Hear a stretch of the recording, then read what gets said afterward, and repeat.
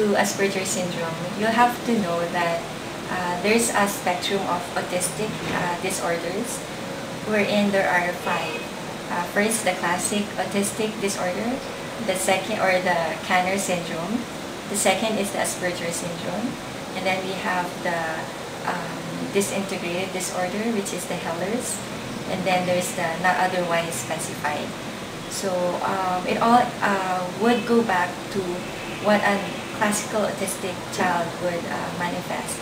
So classically, autistic child would have no social interaction. They would have fleeting eye movement. More often than not, they wouldn't even look into your eyes when spoken to. They have no fear of danger. Mannerisms like the hand, they would go clapping like that, or wringing hand movement. And then they have automatisms, like they always have to have sameness. What differentiates Asperger syndrome, which is a continuum of the autistic spectrum disorder, is that the language acquisition is normal. You have your expressive and receptive language developing normally. However, they wouldn't put that into use. It's all genetics. So compared to other studies that say that it's the family upbringing, it's how the dynamics would be, studies have shown that it's in the genes. It would depend, because the language and the social interaction would develop in the toddler years or as early as 2 to 3 years old. Not classified as rare because Asperger syndrome, which is more common in males, and it has been proven with studies, 4 times more common in males. It's 1 in every 400 boys.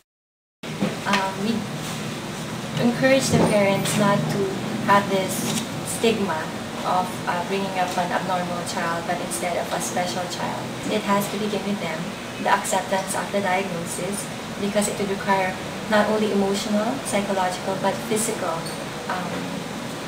on their part, as well as, of course, the child, because he wouldn't understand what his disorder is. There is no treatment for Asperger syndrome. All we can do is to have the child live as a normal life, as any child would enjoy the whatever milestone he has to achieve.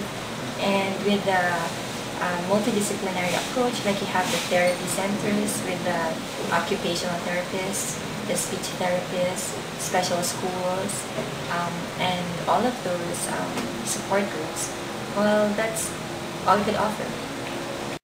An adult Asperger syndrome would have an almost near normal IQ or intellect, so they can live an independent life. That's one of the goals in therapy and rehab. You're very special, and you just have to cope up with all the other things that any children would have to cope up, and you'll do good.